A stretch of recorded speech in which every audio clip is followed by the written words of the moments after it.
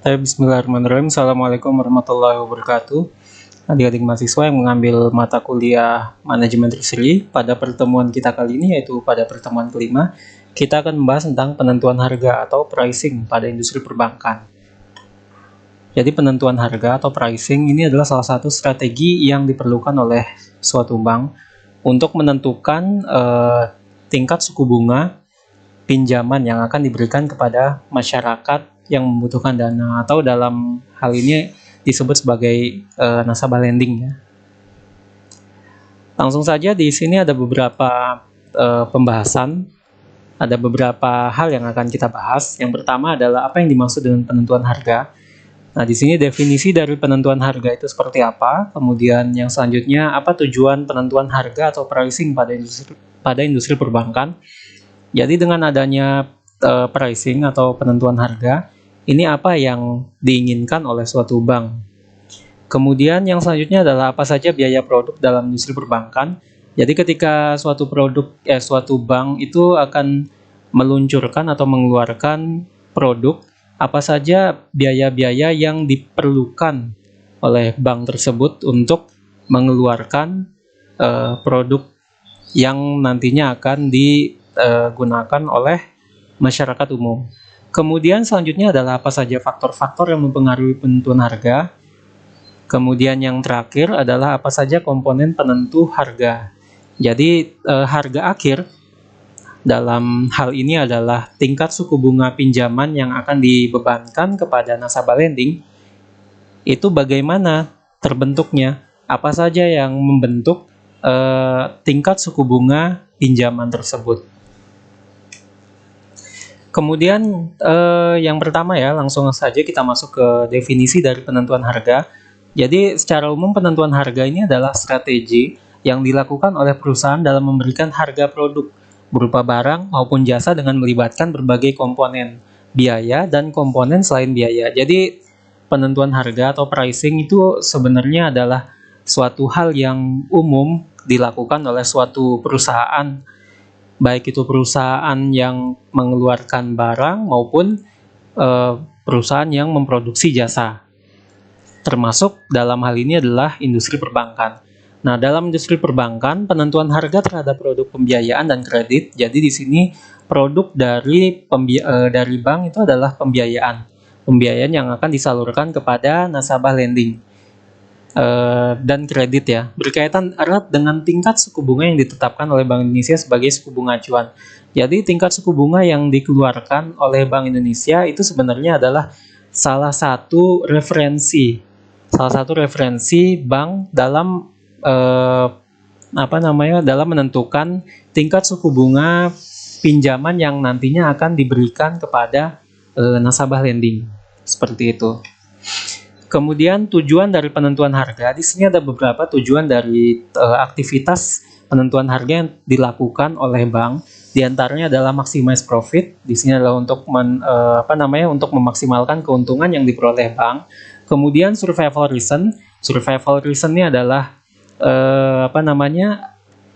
agar suatu bank tersebut dapat bertahan dan tidak gulung tikar. Intinya seperti itu sih, survival reason. Yaitu tujuan melakukan penentuan harga ini agar tidak terjadi kesalahan yang menyebabkan suatu bank tersebut gulung tikar atau bangkrut. Kemudian yang selanjutnya adalah increase market share, untuk meningkatkan pangsa pasarnya. Yaitu dengan penentuan harga yang tepat, dengan tingkat suku bunga pinjaman yang dapat diterima oleh masyarakat, itu dapat meningkatkan pangsa pasar, dapat meningkatkan ketertarikan masyarakat untuk melakukan pinjaman atau mengajukan pembiayaan maupun untuk menabung di bank tersebut. Kemudian strengthen product branding and positioning. Jadi ini untuk memperkuat branding dari suatu produk. Misalkan ada suatu produk, ada produk A, dia memang contohnya seperti Bank BRI deh ya. Bank BRI ada istilah KUR atau kredit usaha rakyat.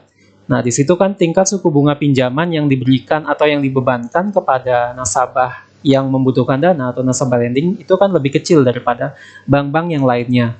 Nah, disitulah salah satu tujuan kenapa suatu bank itu perlu melakukan penentuan harga pada tingkat suku bunga pinjaman yang akan diberikan.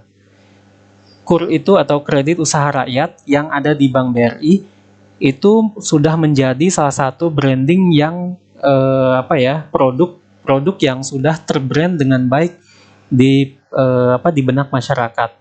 KUR itu adalah salah satu pembiayaan yang diberikan oleh Bank BRI dengan tingkat suku bunga pinjaman yang kecil. Nah, itu brandingnya situ ya, tingkat suku bunga pinjaman yang kecil dan merakyat. Seperti itu sih untuk yang brandingnya ya.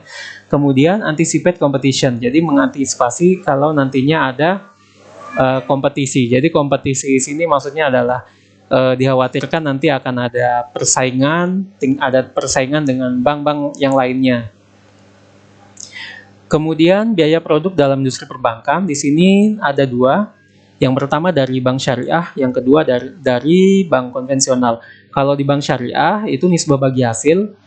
Nisbah bagi hasil itu adalah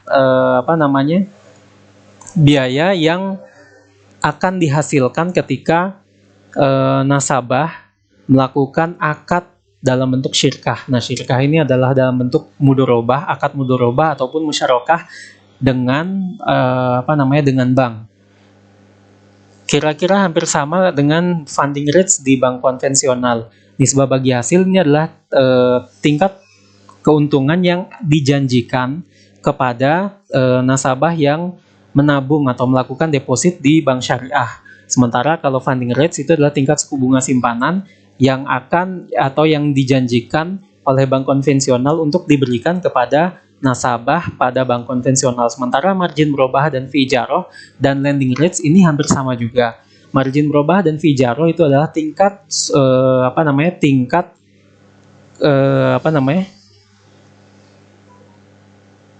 tingkat keuntungan yang akan diperoleh oleh bank syariah dan dibebankan kepada nasabah yang mengajukan pembiayaan atau kredit kepada bank syariah. Ini untuk yang margin murabahah ya, dan fee ijarah. Nah, sementara kalau lending rates itu adalah tingkat suku bunga pinjaman yang akan dibebankan kepada nasabah yang membutuhkan dana dari bank konvensional. Kemudian faktor dalam penentuan harga. Jadi dalam melakukan penentuan harga itu ada beberapa hal yang perlu diperhatikan oleh bank, baik itu bank syariah maupun bank konvensional. Di antaranya adalah target laba yang diinginkan, keuntungannya seberapa besar, itu perlu diperhitungkan untuk melakukan penentuan harga akhir pada produk pembiayaannya, baik itu bank syariah maupun bank konvensional. Kemudian persaingan dengan bank lainnya. Nah, bagaimana persaingan dengan bank lainnya ini kira-kira seperti apa kalau di bank yang lainnya? Misalkan di bank A itu menentukan tingkat suku bunga pinjaman. Ini saya mengambil contoh dari bank konvensional aja karena lebih gampang menggunakan contoh dari bank konvensional. Misalkan di bank konvensional itu bank konvensional di bank A itu memberikan tingkat suku bunga pinjaman sebesar 5%. Nah, dengan adanya pembanding seperti ini, dengan adanya bank A yang sudah memberikan tingkat suku bunga pinjaman sebesar 5%, bank B harus melakukan analisis kira-kira kalau misalkan di atas 5% tersebut kira-kira dapat diterima tidak oleh masyarakat. Nah, itu perlu diperhatikan, perlu dipikirkan oleh bank B tersebut. Kemudian jangka waktunya. Nah, bagaimana dengan jangka waktu yang nantinya akan diberikan kepada nasabah yang melakukan atau mengajukan pembiayaan atau kredit tersebut? Semakin lama kemungkinan akan semakin besar, semakin mahal harga yang harus diberikan kepada nasabah pembiayaan tersebut atau nasabah lending tersebut. Kemudian reputasi perusahaan. Nah, bagaimana reputasinya ini?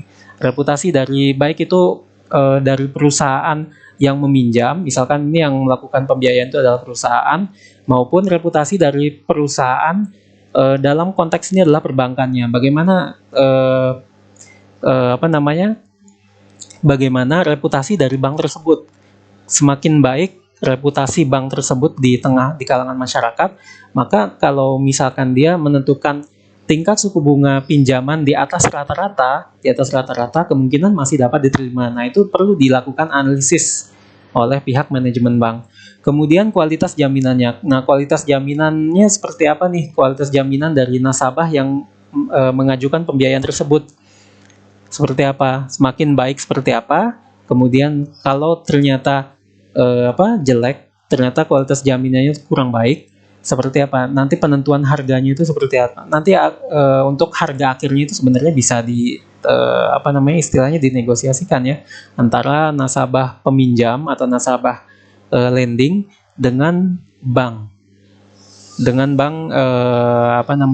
bank yang memberikan pembiayaan tersebut. Itu yang saya pahami seperti itu. Kemungkinan bisa dinegosiasikan untuk tingkat suku bunganya. Tingkat bunga pinjaman yang nantinya akan dibebankan kepada nasabah peminjam. Itu bisa dinegosiasikan.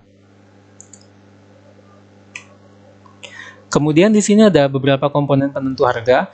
Nah, di sini tingkat suku bunga Bank Indonesia, tingkat suku bunga Bank Indonesia itu adalah tingkat suku bunga acuan untuk melakukan penentuan terhadap tingkat suku bunga simpanan pada suatu bank.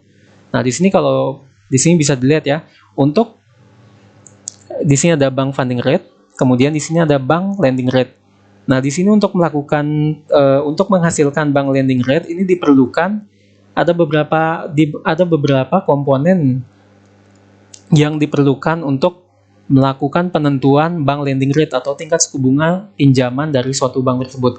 Di antaranya adalah reserve requirement, ini adalah cadangan wajib minimum yang harus dicadangkan oleh bank ke Bank Indonesia kalau tidak salah ya. Ada cadangan wajib minimumnya.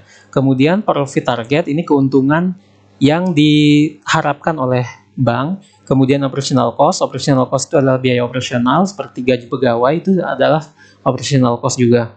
Kemudian reserve for NPL, nah ini adalah cadangan yang harus ditetapkan atau disimpan oleh bank tersebut karena dikhawatirkan adanya gagal bayar atau default dari nasabah.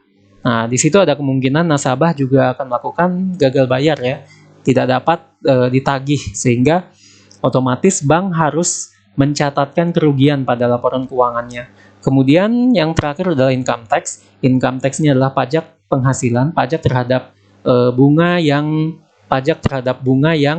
diperoleh nasabah pada bank funding rate ini ya. Nasabah yang melakukan deposit atau menabung pada bank tersebut. Kemudian di sini ada contoh penentuan harga. Nah, di sini bisa dilihat ya. Kalau di sini saya mengambil contoh lagi di bank konvensional karena lebih gampang sebenarnya melakukan perhitungan pada bank konvensional. Biaya dana, di sini ada beberapa hal yang perlu diperhatikan. Di sini yang pertama adalah biaya dana atau cost of funds. Ini rumusnya adalah funding rate atau tingkat suku bunga simpanan dibagi dengan 100% dikurangi cadangan wajib minimum atau reserve requirement. Kemudian yang kedua adalah lending rate. Nah, disinilah yang penentuan harga tersebut atau penentuan harga terhadap tingkat suku bunga pinjaman. Cara perhitungannya itu adalah dengan menjumlahkan COF, cost of funds, ditambah dengan profit yang diinginkan, kemudian ditambahkan dengan cadangan pada NPL, non-performance loans, atau pembiayaan atau kredit yang tidak tertagih, atau hutang yang tidak tertagih. Kemudian ada operational cost, biaya operasional, dengan income tax atau pajak penghasilan. Nah, di sini contohnya Bank AA berencana untuk menetapkan bunga simpanan funding rate sebesar 12% per annum per tahun.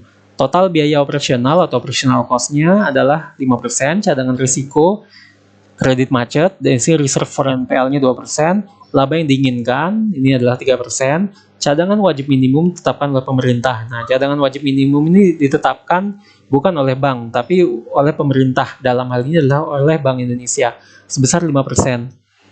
Nah, sini 5%, kemudian pajak ini adalah income tax ini ya. Ini adalah 5%. Nah, tentukan lending rate, tingkat suku bunga pinjaman yang harus diberikan Bank AA kepada nasabah peminjamnya. Dengan data-data di sini, adik-adik mahasiswa bisa langsung menghitungnya ya. Yang pertama, penentuan biaya dana atau cost of fund. Kemudian nanti terakhir dengan melakukan penentuan terhadap tingkat suku bunga pinjaman yang nantinya akan diberikan atau dibebankan kepada nasabah peminjam dari bank tersebut atau bank AA. Dalam hal ini adalah bank AA. Nah, nanti bisa dihitung sendiri ya. Saya mungkin cukup sekian untuk pertemuan kita kali ini. Mohon maaf apabila ada salah-salah kata, ada kesalahan dalam penjelasan, dan mohon maaf juga apabila ada penjelasan yang kurang dipahami oleh adik-adik mahasiswa. Semoga dapat dipahami materi kita kali ini. Untuk selanjutnya kita akan melakukan diskusi melalui WhatsApp group. Terima kasih. Assalamualaikum warahmatullahi wabarakatuh.